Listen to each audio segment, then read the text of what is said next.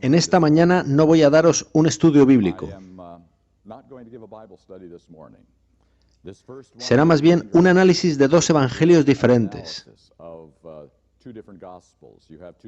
Podéis ver dos árboles indicando dos evangelios, dos descripciones del evangelio. Yo pondré lo mismo en la pantalla, de modo que podáis ver dónde nos encontramos en cada momento. Y veremos qué implica cada uno de ellos y cómo identificarlos. Cómo tomar una decisión inteligente acerca de ellos. Y trataremos de comprender cómo podemos determinar cuál es el verdadero evangelio. De hecho, el verdadero asunto, el verdadero interrogante para hoy es muy sencillo. ¿Qué es lo singular del adventismo del séptimo día? ¿Qué hace que merezca la pena vivir e incluso morir por él? ¿Cuál es el punto clave del adventismo? Y no es el sábado, tampoco el estado de los muertos, ni siquiera la segunda venida de Jesucristo.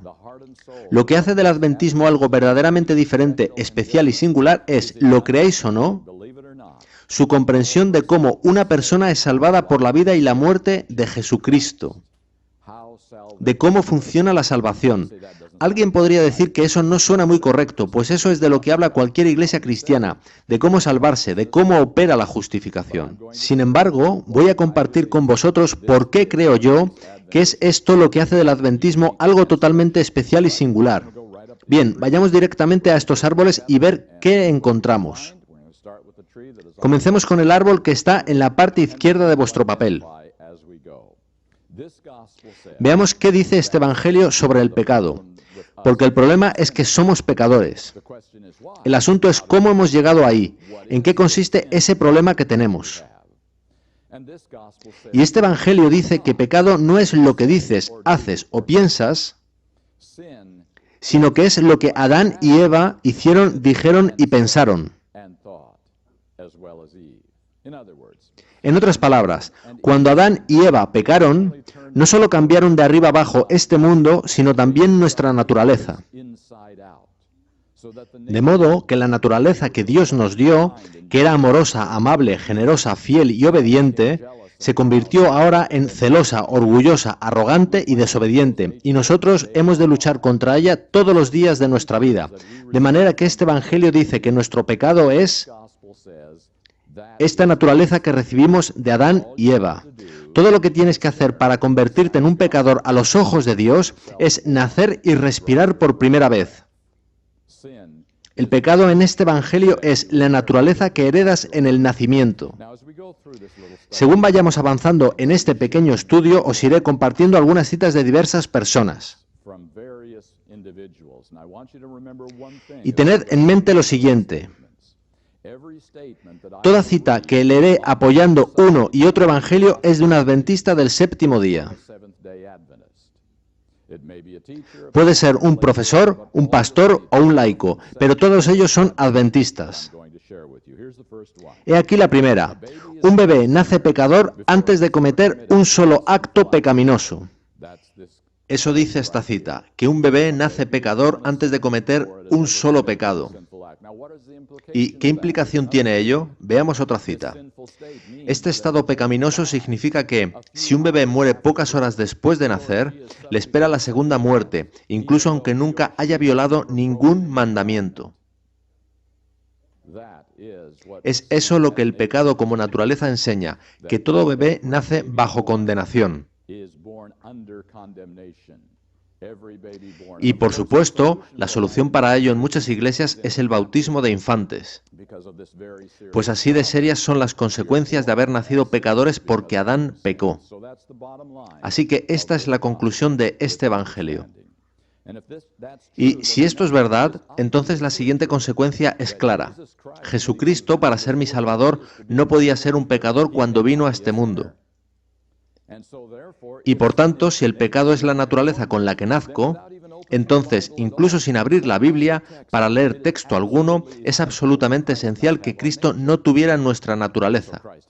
Así que Cristo tuvo que tener la naturaleza de Adán antes de la caída. No hay otra opción posible. Cristo ha de tener una naturaleza no caída. Así que esos son los dos primeros puntos de este Evangelio, y dado que son tan cruciales en este Evangelio, quiero asegurarme de que se entiende. De manera que voy a volver a ese primer punto, pecado como naturaleza, y analizarlo con detenimiento. Tenemos un bebé, nacido en este mundo, nacido bajo condenación, perdido. Ese bebé, al crecer, acepta a Jesucristo como su Salvador. No desaparece la naturaleza caída en ese momento, aunque pasa a estar bajo el control del Espíritu Santo. Lo llamamos nuevo nacimiento. Eso significa que la naturaleza caída está en pecado tras el nuevo nacimiento como antes. Continúa aún pecando por naturaleza. Así que la diferencia tras el nuevo nacimiento es que somos perdonados por esa naturaleza. La naturaleza sigue siendo pecado, pero tenemos perdón por ello, y eso es bueno. Pero entonces llegamos a un punto llamado cierre del tiempo de gracia. Y no hay evidencia en las Escrituras ni en ningún texto inspirado de que en el cierre del tiempo de gracia vayamos a perder nuestra naturaleza caída. De hecho, el único momento en que la perderemos será cuando Jesús venga en las nubes de los cielos. Eso quiere decir que estaremos aún pecando por naturaleza tras el cierre del tiempo de gracia, lo cual significa que aún necesitaremos perdón tras el cierre del tiempo de gracia, lo cual a su vez significa que Jesús no puede salir del lugar santísimo, puesto que debe haber perdón para continuo pecado hasta la segunda venida de Cristo. Eso es lo que este Evangelio enseña. Pecamos desde el momento de nuestro nacimiento hasta nuestra muerte o hasta que Jesús venga, y necesitamos perdón para pecado ininterrumpido hasta la segunda venida. El pecado es tan constante como respirar. Vayamos al segundo punto, Jesucristo. Lo que importa no es realmente su naturaleza, sino cómo fue tentado. Veamos qué sucedía con Adán y Eva en el jardín. ¿Podía Satanás atormentar a Adán y Eva día tras día por todo el jardín? Las reglas eran realmente estrictas, ¿verdad? Ellos podían ser tentados tan solo en un árbol, no del jardín, sino del mundo entero. ¿Os gustaría ese trato para vosotros? Solo en un árbol. Fuera de él no había tentación. Bien, después de que Adán y Eva pecaron, ¿cambiaron las reglas? ¿Dónde podía Satanás tentar a Adán y Eva a partir de entonces? En cualquier sitio y en cualquier instante. Ya no se limitaba a un sitio específico. Al levantarte, al acostarte, Él estará allí, tirando de ti por medio de tu naturaleza. Así que la regla hoy en día es que Satanás tiene acceso a ti constantemente a través de tu naturaleza. Y así llega la verdadera cuestión. ¿Cómo fue tentado Cristo? ¿Como Adán o como nosotros? Ese es el aspecto clave del segundo punto. Y ya sabéis que este Evangelio dice que lo fue como Adán, no como nosotros. De hecho, he escuchado una explicación según la cual Cristo fue tentado solo 3 veces. En el desierto, en el Getsemaní y en la cruz del Calvario. Y lo singular en las 3 es que fue Jesús quien se dirigió hacia la tentación. No lo fue en Nazaret, pero sí en el desierto, en el Getsemaní y en la cruz. De modo que Cristo fue tentado como Adán, en un punto concreto, no en sí mismo. No fue tentado al enfado, a la impaciencia, al orgullo, el egoísmo o la gula, o a todas las tentaciones que tenemos nosotros, sino solo en los grandes asuntos mediante los cuales Él realizaría su misión como Mesías, siendo obediente a su Padre Celestial para morir por los pecados de la humanidad. Así que la conclusión del segundo punto es que Cristo no fue tentado en los mismos aspectos que nosotros. No fue tentado desde su interior, lo que le convertiría en un pecador, sino solo desde el exterior, como Adán. Así que esos son los 2 primeros puntos de este Evangelio. Ahora llegamos a donde las cosas se ponen más serias, justificación y salvación. Y veis que dice solamente justificación, no santificación. Y podréis ver la razón en la siguiente cita. La justificación es obra de Cristo al 100%. La santificación es una obra hecha por nosotros, ayudados por Cristo morando en nosotros. Amigos, ¿qué utilidad puede tener para la salvación una obra hecha por nosotros? Cero. Sigue diciendo, lo que significa que si la justificación es su obra al 100% y la santificación es una obra hecha por nosotros, esta no puede formar parte del proceso de salvación. ¿Qué significa esto en términos prácticos? Pongamos que has sido un leal guardador del sábado durante alrededor de un año, pero has decidido que en estos complicados tiempos realmente no puedes alimentar ni vestir a tu familia sin abrir tu negocio en sábado, de modo que a regañadientes vas contra tus convicciones y comienzas regularmente a abrir tu negocio en sábado. ¿Pone eso en peligro tu salvación de alguna manera? Ahora, eso, el guardar el sábado regularmente, sería un asunto de santificación, ¿verdad? Y la santificación no forma parte de este evangelio, es una consecuencia, sucede tras haber sido salvado. Tú eres salvado y entonces entra en juego el proceso de santificación. Esta no es crucial para la salvación. Permitidme leeros una cita de alguien sobre este asunto. Puesto que un correcto comportamiento no es nunca la razón de nuestra aceptación por parte de Dios, ¿es eso correcto? Claro que sí. Puesto que un correcto comportamiento no es nunca la razón de nuestra aceptación por parte de Dios, un comportamiento equivocado no podrá excluir del cielo a una persona. ¿Seguís esa pequeña lógica? Si no serás admitido por un buen comportamiento, tampoco serás excluido por uno malo. Sigue diciendo, no se pierde uno por no guardar o claudicar del sábado. Uno se salva al decidir entrar en una relación salvífica con Jesús. El único modo de perder esa salvación es elegir rechazar tal relación salvífica. Veis que este es un evangelio muy sencillo. Hay un solo modo de salvación, aceptar a Jesucristo como tu Salvador. Una vez has hecho eso, hay un solo modo de perdición. Y es darle la espalda a Jesús y decirle, no te quiero más en mi vida, sigo mi propio camino. Es haciendo eso como puedes perder tu experiencia de salvación con Jesucristo. Pero con cualquier otra posibilidad entre medias, tú eres salvo aún. Quebrantar el sábado es un asunto de santificación, sigues siendo salvo. En tanto en cuanto eres justificado, en tanto en cuanto eres perdonado, sigues siendo salvo. Retención del diezmo, sigues siendo salvo. Y podemos seguir toda una lista que incluya el adulterio y sigues siendo salvo. Pues todos los asuntos de santificación no son relevantes para la salvación. Y el único modo de perder tu salvación es rechazando la justificación como perdón.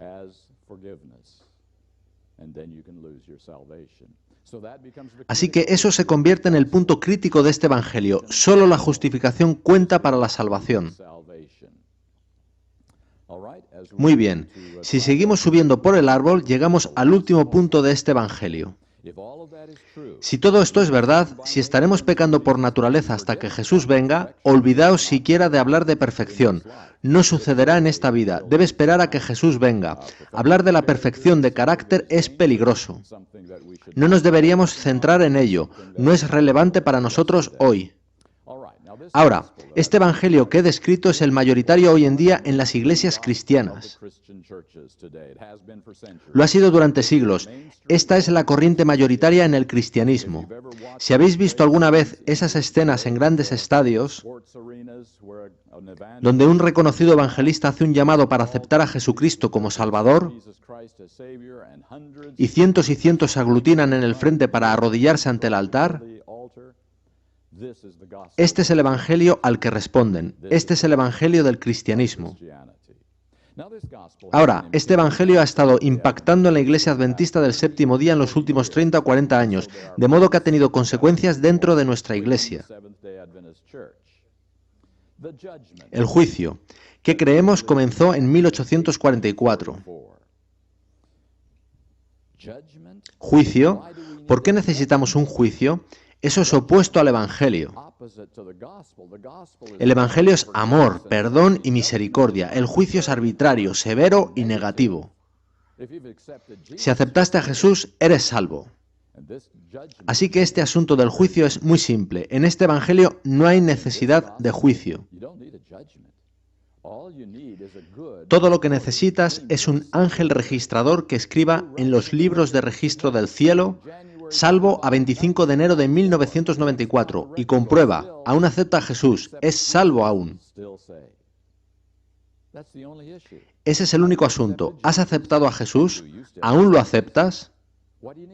¿Para qué necesitas un juicio? ¿Se va a juzgar el guardar el sábado? No. ¿Se va a juzgar la retención del diezmo? No. Esos son asuntos de santificación. Y por ello, en muchas mentes, el juicio que empezó en 1844 es no solo irrelevante, sino también negativo para el Evangelio. Contradice el Evangelio, destruye el Evangelio, hace de la cruz del Calvario una mentira. De modo que ha habido mucha oposición a este juicio que comenzó en 1844. Veamos qué sucede con Ellen White y el espíritu de profecía. Os compartiré una carta de adventistas del séptimo día que llegó a la Universidad de Andrews. ¿Cómo mantener a nuestros adolescentes en contacto con Cristo? Importante pregunta, ¿verdad?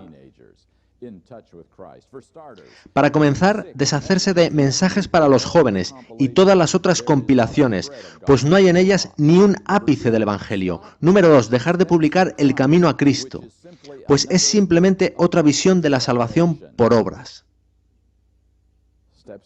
El Camino a Cristo. ¿Me escuchasteis bien? No se trata del conflicto de los siglos, que pudiera parecer demasiado fuerte para algunas personas, pero ¿el Camino a Cristo? ¿No es de todos los libros que escribió Ellen White el que con más facilidad se puede entregar? Un simple extracto de cómo acercarnos a Jesucristo como nuestro Salvador. ¿Cómo puede resultar tan negativo en sus mentes? Para comprender eso, voy a llevaros al año 1950, cuando un hombre apellidado Barnhouse, que más tarde entraría en contacto con líderes adventistas del séptimo día, editor de Eternity, una revista cristiana muy popular por entonces, recibió una copia del Camino a Cristo y decidió analizarlo en su revista. Permitidme compartir con vosotros lo que dijo. El libro es falso en todas sus partes. Porta la marca de la falsificación desde su primera página. Contiene error satánico. Os recuerdo que era el Camino a Cristo lo que él estaba analizando. ¿Comenzáis a ver cuál es realmente el problema? El libro El Camino a Cristo, que describe el camino de la salvación y cómo acercarnos a Cristo, es diametralmente opuesto al Evangelio que hemos estado revisando.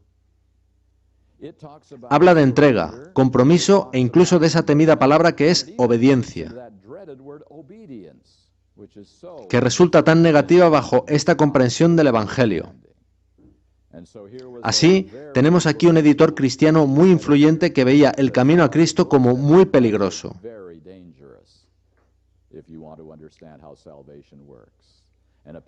Y aparentemente actitudes como esas son el origen de cartas como la leída, donde se denuncia el Camino a Cristo como una comprensión incorrecta del modo de salvación. Estos eran los puntos relativos a los escritos de Ellen White. Veamos ahora la ley, los 10 mandamientos.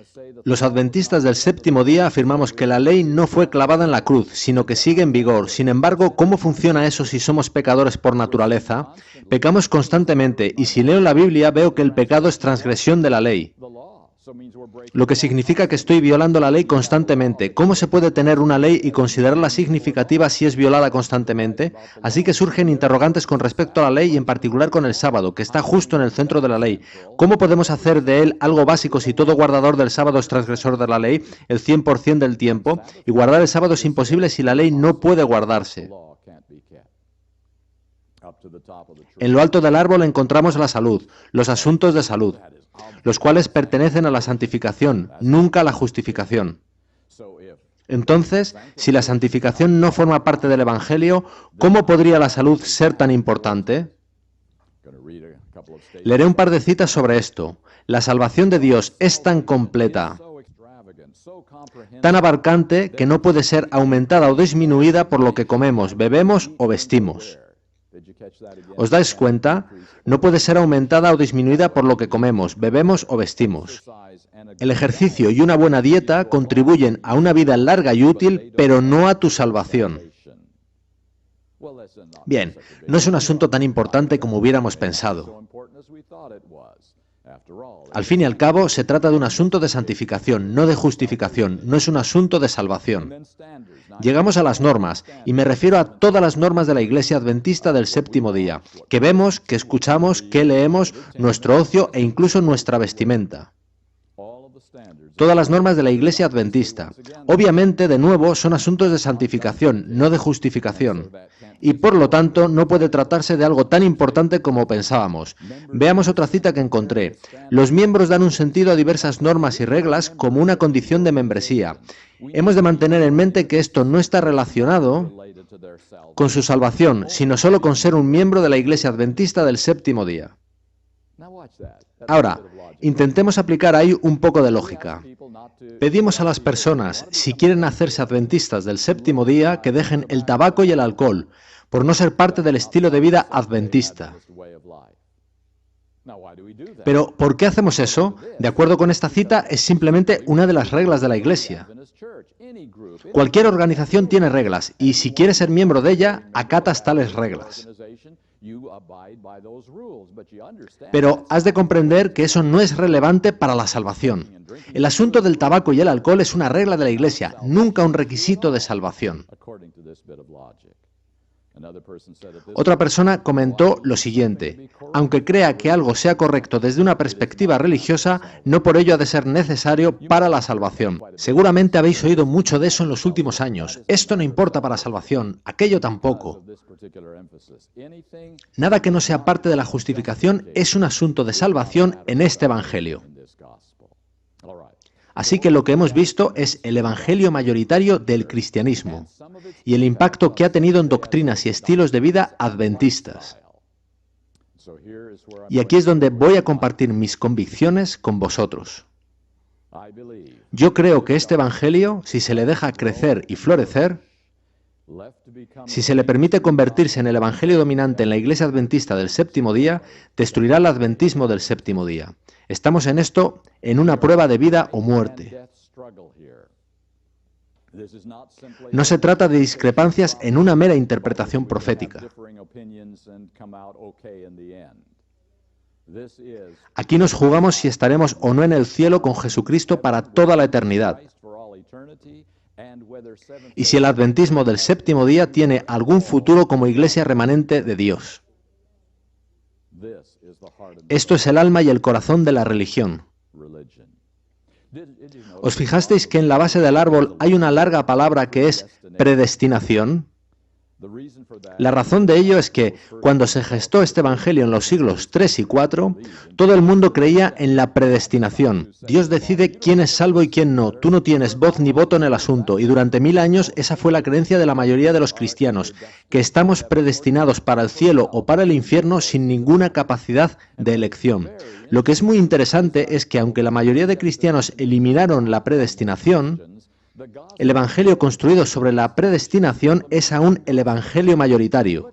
Y si os fijáis, encaja de alguna manera. Nacemos pecadores debido a un mal equipamiento. Jesús no pecó porque tenía buen equipamiento.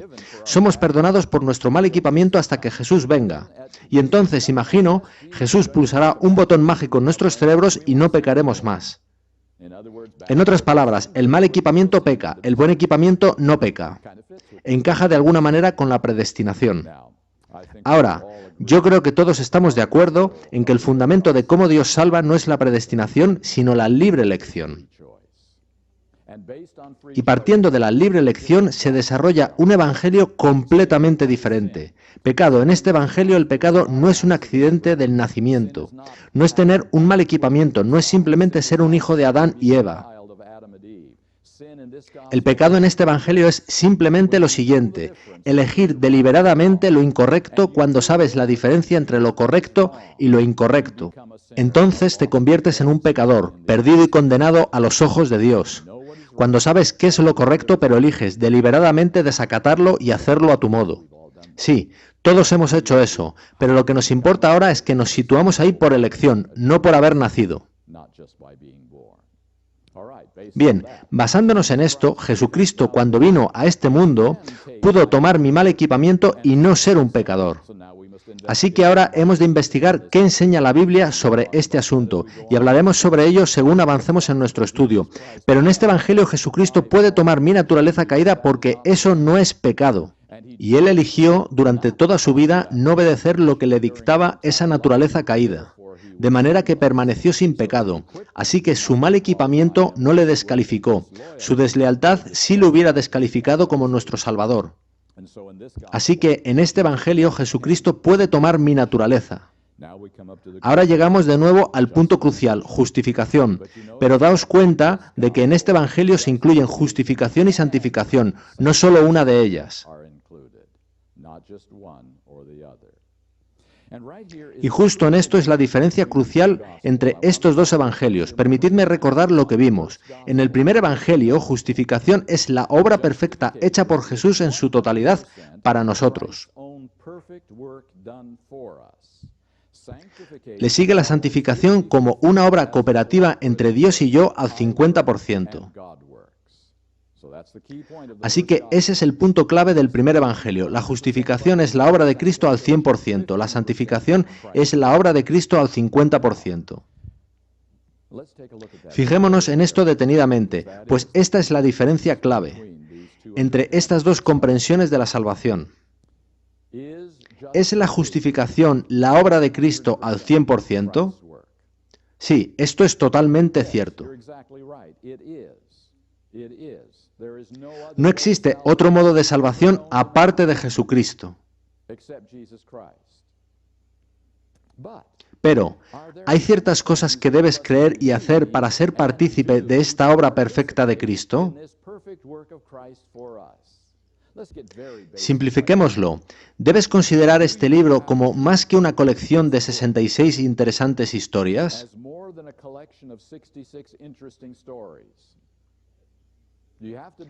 Has de creer que verdaderamente es producto de la mente de Dios, que comparte su voluntad con nosotros directamente, como si estuviera hablándonos. ¿Constituye eso un gran paso de fe? Quiero decir que hay muchos libros en este mundo. Existen otros libros sagrados, como el Corán u otros. ¿Y tú crees que este libro es el único por el que Dios manifiesta su voluntad a la humanidad? Ese es un gran paso de fe. ¿Has creído la historia de alrededor de 2/3 de este libro sobre uno que bajó del cielo y vivió unos 30 años en esta tierra y que incluso no pecó ni una sola vez y que al final de su vida murió como un criminal y que su muerte es el camino de salvación para todo aquel que lo acepta como salvador personal? ¿Has de creer eso también? Hablamos de un salto de fe aún mayor. Además de creer que este libro es la voz de Dios. Son inmensos saltos de fe sobre los que hay que tomar una decisión. Una vez has hecho eso, una vez que has aceptado a Jesucristo y esa historia en el Nuevo Testamento, entonces has de arrepentirte de un modo de vida pasado que no era precisamente bueno. Has de decir, lo siento, siento lo mal que lo hice. Si hay alguien a quien trataste mal, o a quien engañaste, o cuya reputación dañaste, has de ir a esa persona y humildemente decirle, lo siento, perdón por lo que te hice. Has de confesar personalmente tus pecados. Has de entregar completamente tu vida a Jesucristo. Todos ellos son pasos grandes, ¿verdad? No son pasos fáciles. Pongamos por un momento que haces todas estas cosas. Crees la Biblia, crees en Jesucristo, te arrepientes, confiesas tus pecados y rindes tu vida. Y solo por un momento, imagina conmigo que Jesús realmente nunca murió en la cruz. Si eso no sucedió, ¿cuánto te habrá hecho avanzar todo eso que hiciste? 0, ¿verdad? Así que, efectivamente, la única forma de salvación es la muerte de Jesús en la cruz, ¿verdad? Ese es el punto clave, y justo aquí la mayoría de cristianos no entienden lo que voy a compartir ahora. Causa de salvación y condiciones de salvación son cosas diferentes. La mayoría de cristianos no quieren ni oír hablar de condiciones. La causa de salvación es la gracia de Dios y la vida y muerte de Jesucristo. No hay otra causa.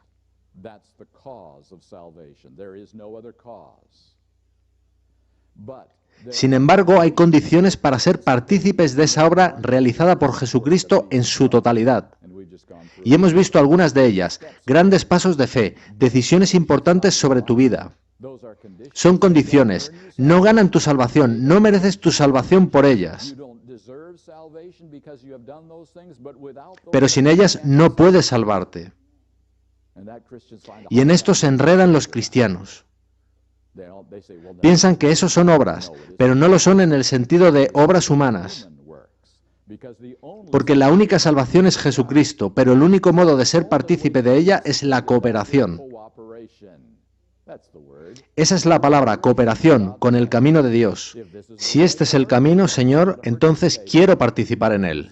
No para merecer nada, sino porque es el camino que tú has trazado. Si me bautizo, eso no me dará la salvación, pero yo quiero participar en el camino que tú me has sugerido, que tenga la experiencia del nuevo nacimiento. De modo que esas condiciones de salvación resultan claves. Veamos otro punto, la santificación. Recordad que el primer evangelio afirma que es obra de Cristo y obra mía al 50%. Consideremos el guardar el sábado como un ejemplo. Pongamos que eres muy cuidadoso con el sábado, que terminas tus actividades laborales rigurosamente antes de la puesta de sol el viernes por la tarde. Tienes una óptima recepción del sábado con el Señor el viernes por la tarde. Estás en la iglesia el sábado por la mañana. Por la tarde realizas trabajo para el Señor. Despides el sábado a la puesta de sol. ¿Hace eso de ti un guardador del sábado? He de decir que no. Eso hace de ti un guardador del séptimo día de la semana. ¿Quiénes fueron los mejores guardadores del séptimo día de la semana que haya conocido el mundo? Los fariseos. Ellos eran muy escrupulosos, tenían reglas para todo. Jamás violaban el sabbat bajo ninguna condición y de ninguna forma. Se aseguraban de tener todo tipo de límites alrededor del sabbat para asegurar la santidad de éste. ¿Y sabéis qué? Jesús hubo de emplear una exorbitante parte de su ministerio tratando de convertir guardadores del séptimo día de la semana en guardadores del sábado. Así que, ¿qué es un guardador del sábado? A veces, en el mundo cristiano se nos identifica erróneamente. Confunden nuestro nombre. Nos llaman adventistas en el séptimo día. ¿Lo habéis oído alguna vez? Quizá tengan más razón de lo que podamos sospechar. Si no soy un adventista, un cristiano, en martes puedo olvidarme del sábado como un día santo. Si no soy cristiano los 7 días de la semana, entonces no puedo guardar el sábado. Solo el séptimo día de la semana, si acaso. Porque el sábado es un día santo, ¿verdad?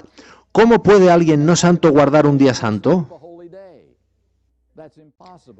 Eso es imposible.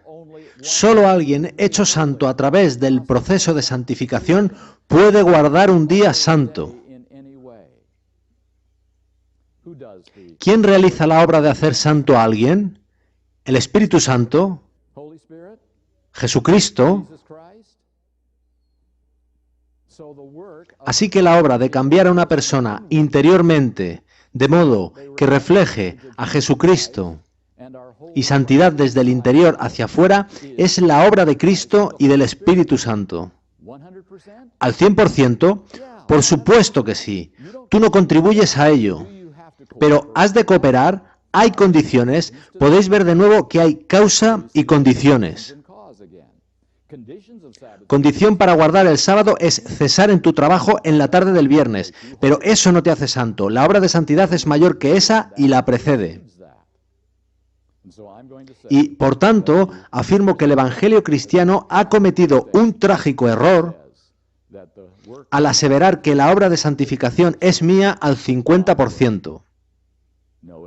No lo es. Es al 100% la obra de Cristo, la obra de Dios, la obra del Espíritu Santo, 100% suya, y nosotros nos hacemos partícipes de ella. Utilizaré otra ilustración para, de alguna manera, poner esto en perspectiva. Pongamos que vienes un día a la iglesia y escuchas un maravilloso testimonio.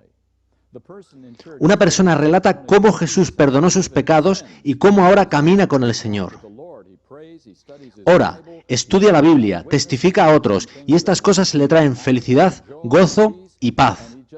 Emplea 10 minutos alabando a Dios por lo que éste ha hecho en su vida.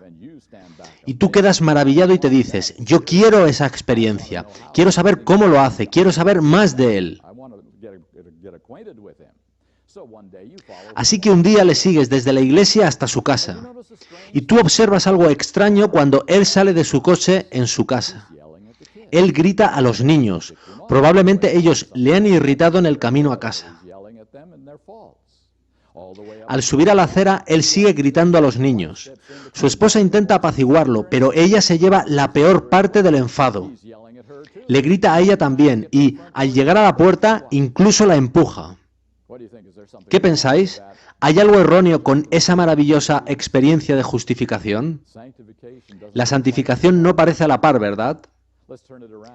Veámoslo de otro modo. Imaginemos un escrupuloso guardador del sábado. Muy estricto con los diezmos y ofrendas, muy cuidadoso con las normas, la reforma pro salud y todas las cosas que constituyen el estilo de vida de un adventista. Sin embargo, cuando hablas a esa persona, no hay gozo en su corazón, no hay paz ni felicidad, marcha cabizbajo. Él dice, he de hacer estas cosas porque si no las hago iré al infierno, y yo no quiero eso, así que apretaré mis dientes y guardaré el sábado. ¿Qué pensáis? ¿Hay algo erróneo en esa experiencia? La santificación parece buena externamente, pero ¿dónde está la justificación? ¿Dónde está el gozo del perdón? ¿Dónde está la felicidad que proviene de una relación viva con Jesucristo? Por tanto, justificación y santificación deben actuar conjuntamente, en armonía. Deben cooperar entre ellas para producirse una genuina salvación. No es ahora la justificación y la santificación luego, poco a poco. La justificación no es la locomotora y la santificación el furgón de cola. Las dos son partes esenciales de un solo proceso salvador, y es Dios quien realiza ambas, mientras cooperamos con Él y cumplimos ciertas condiciones. Esa es mi comprensión de cómo opera el Evangelio. Hemos visto también la diferencia principal entre estos dos evangelios. En el primer evangelio la justificación es todo lo que importa. En el segundo evangelio la santificación es tan crucial como la justificación. Ahora, si Dios puede justificarnos al 100% y puede santificarnos al 100%, ¿es entonces remotamente posible que Dios pueda perfeccionarnos al 100%? Y fijaos que dije Dios, si Dios puede hacer lo imposible. Por tanto, el último punto de este evangelio dice que la perfección de carácter es posible antes de la venida de Jesús. Voy a compartir con vosotros una pequeña ilustración que creo os gustará. Dios opera como un médico infinitamente habilidoso. Puede sanar y salvar a cualquiera que confía en Él. Él no está en absoluto satisfecho cuando vamos a su consulta tan solo a ser perdonados. Él nos propone llevarnos a la posición donde no tendremos que pedir ser perdonados nunca más. Él nos ofrece sanarnos en la posición en que obramos según nuestras consideraciones. Entonces no violaremos sus leyes nunca más porque ni siquiera querremos hacerlo. Los malos hábitos se habrán esfumado. A algunos eso suena a perfeccionismo. Los siervos lo ven como un mandato, en tanto que los amigos lo ven como una promesa. Los amigos no quieren que Dios se conforme con menos.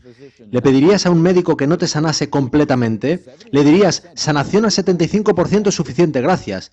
Para los siervos que piensan que la salvación tiene que ver con sus problemas legales, la perfección es un requerimiento más.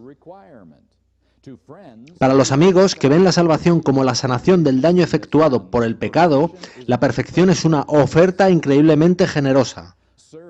Los siervos desean ser completamente perdonados, los amigos desean ser completamente sanados.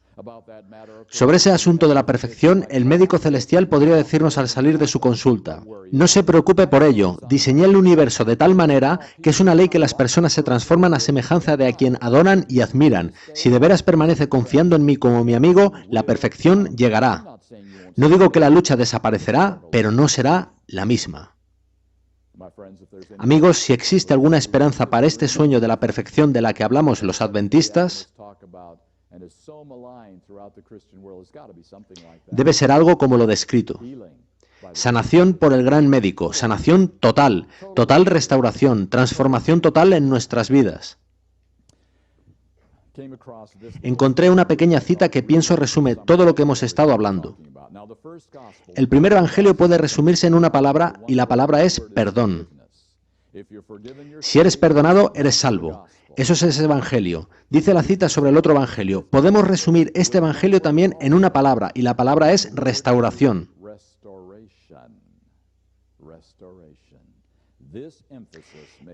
Esto hace única la teología adventista del séptimo día.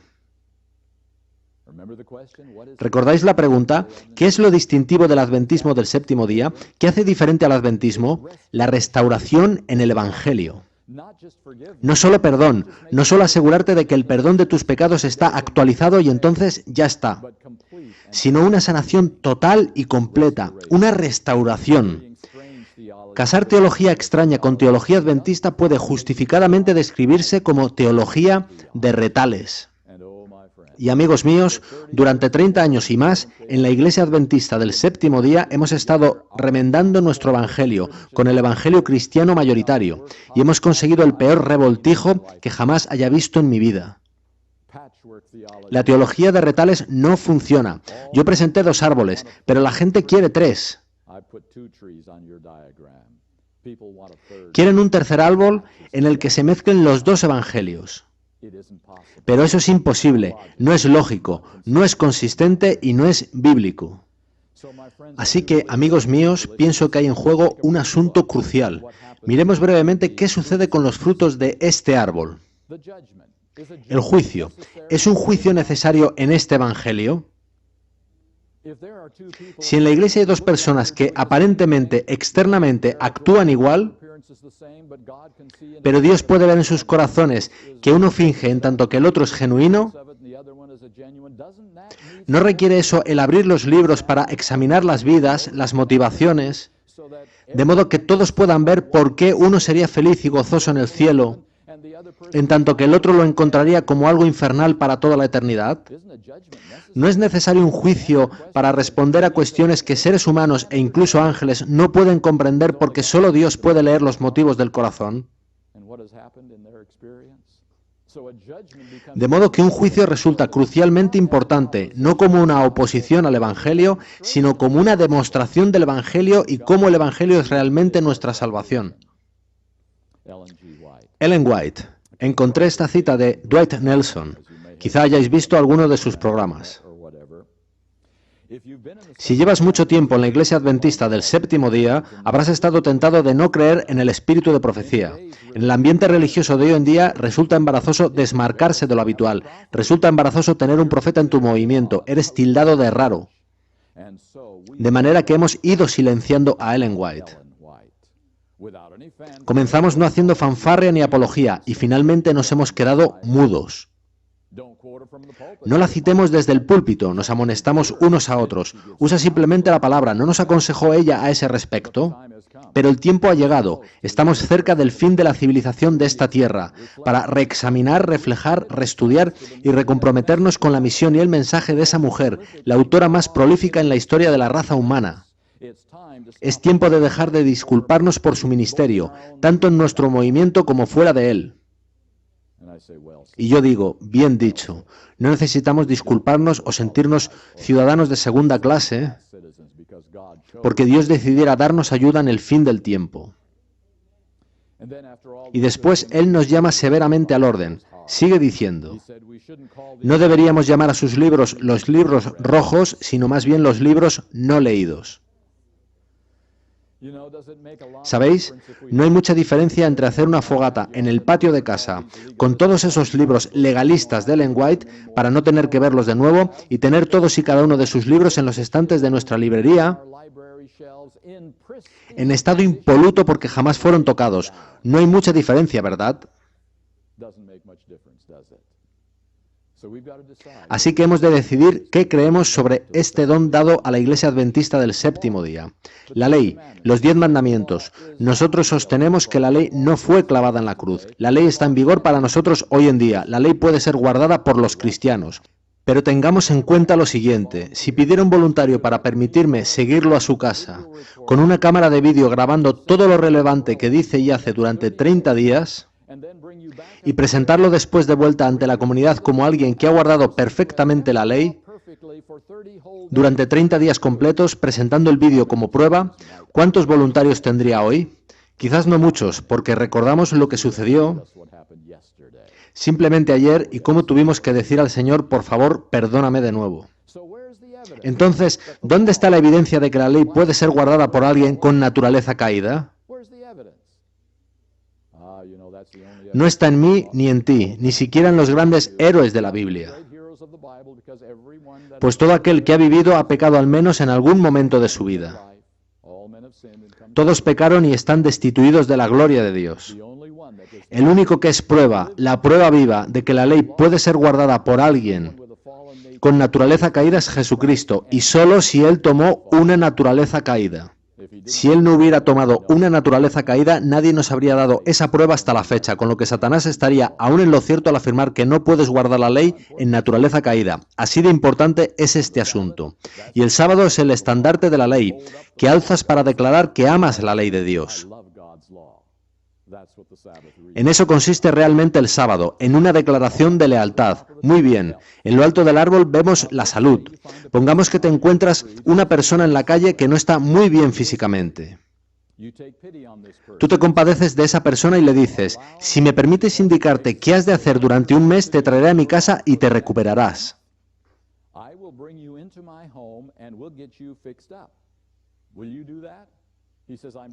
Él, desesperado, acepta y viene a tu casa, y tú le enseñas toda la reforma pro salud. Él sigue fielmente todas sus normas. Y ya conocéis que las estadísticas dicen que incluso una persona que ha destrozado su salud tendrá años extra de vida en esta tierra si sigue las normas fielmente. Y él obtiene esos años extra de vida, y finalmente muere de muerte natural. Y él se despierta en la segunda resurrección, al final del milenio. ¿Le hemos hecho algún bien? Obtuvo unos años extra de vida. No tuvo infartos. En eso consiste la reforma pro salud, ¿verdad? ¿O no? De ninguna manera. La reforma pro salud es algo muy sencillo. El cuerpo y la mente forman una unidad. Lo que afecta a uno afecta a la otra y viceversa. Si el cuerpo está mal, la sangre está mal. Y la sangre se abastece al cerebro, donde está nuestra toma de decisiones, y a donde Dios dirige sus llamados de salvación. Así que, si una persona está mal físicamente, también lo está mentalmente. Así que la reforma pro salud consiste en mantener el cuerpo en forma para suministrar sangre sana, para que, a su vez, el cerebro funcione correctamente, y de esta forma Dios pueda salvar nuestras almas. Así que Dios puede hablarnos. No estamos en una confusión tal que no podemos oír nada. La reforma pro salud no nos salva, pero sí facilita a Dios el salvarnos.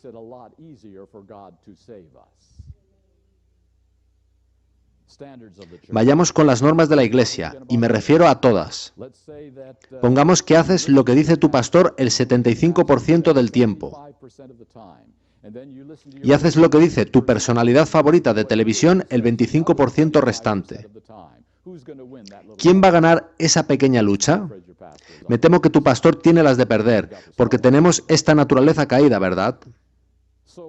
Así que, ¿qué es lo que está aquí en juego? ¿Es Satanás un buen comunicador? ¿Sabe él cómo llegar a nuestras mentes incluso sin que seamos conscientes de ello?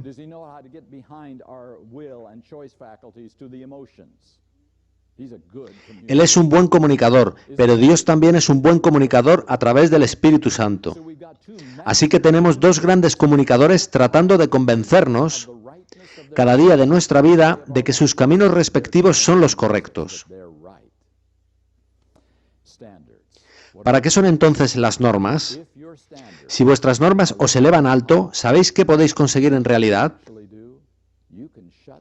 Podéis silenciar a Satanás de muchas maneras en vuestras vidas.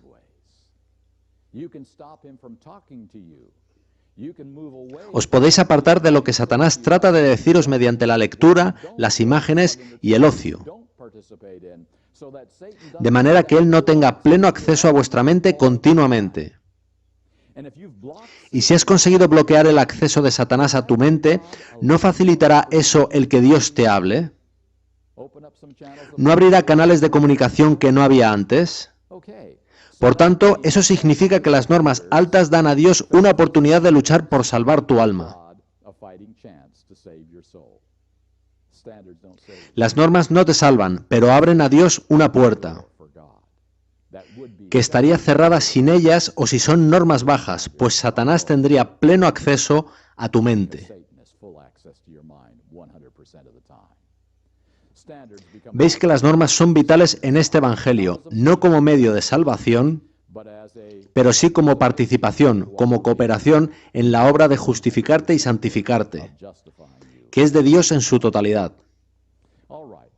Ese es, a mi juicio, el Evangelio de la Biblia, el Evangelio de la Iglesia Adventista del séptimo día.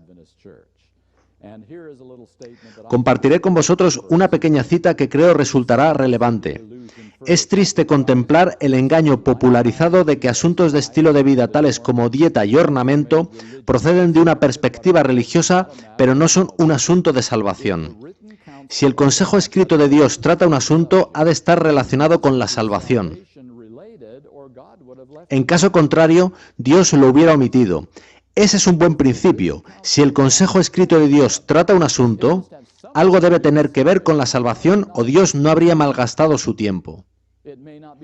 Puede no tratarse del medio de salvación, pero sí de una condición de salvación.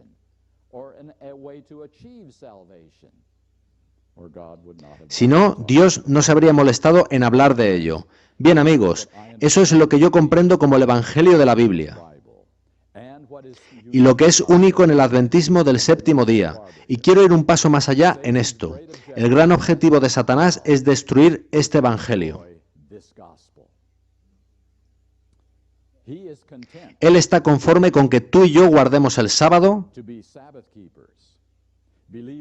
con que creamos que Jesucristo viene literalmente en las nubes de los cielos, con que le reconozcamos cuando Él adopte la apariencia de Cristo, con que no creamos que los muertos se aparecen, con que no creamos en las apariciones de María, con que no nos impliquemos en todos esos engaños. Pero si creemos en un evangelio falso, somos suyos. Y a Él le da igual si creemos lo correcto sobre el sábado, la segunda venida o el estado de los muertos. Si creemos en su evangelio, en que es permisible en algún aspecto continuar pecando hasta que Jesús venga, entonces Él nos tiene. Independientemente de qué verdades creamos en la Iglesia Adventista del séptimo día. Yo pienso que este es el último ataque de Satanás sobre el pueblo remanente de Dios, justo antes de la segunda venida de Cristo. Destruir su evangelio, negar su evangelio, hacer concesiones en su evangelio, asegurarse de que otra comprensión de la salvación toma preeminencia en sus vidas. Así, Él nos tiene. Este es el gran peligro de la Iglesia Adventista del séptimo día hoy en día, un evangelio con concesiones. Todo lo demás, todos los problemas que tenemos hoy en la Iglesia vienen de ese. Ese es su origen. Por ello no empleo mucho tiempo hablando de los síntomas de apostasía, y hay unos cuantos. Prefiero hablar de la raíz de la apostasía, que es creer y vivir que nuestro evangelio no es el que creíamos, sino otro más cómodo para mí, en el cual puedo vivir todavía pecando en una dosis razonable y aún ser salvo. Esa es mi comprensión del Evangelio, y aquí es donde, digamos, vamos a ajustar nuestro enfoque. Hasta este momento no os he mostrado ninguna evidencia de que es verdad lo que digo, pues todo lo que os he dado son mis opiniones. ¿Os habéis dado cuenta de eso? No he abierto la Biblia, no he aportado ningún texto inspirado que apoye lo que dije. Por tanto, voy a pediros que no creáis lo que he dicho simplemente porque lo haya dicho. Porque si hacéis eso, también creeréis a otros simplemente porque haya dicho algo. Creedlo solo si lo habéis estudiado personalmente y entendéis por vosotros mismos que es la verdad. De modo que emplearemos el resto del tiempo de este seminario abriendo la palabra de Dios para ver si las cosas son así.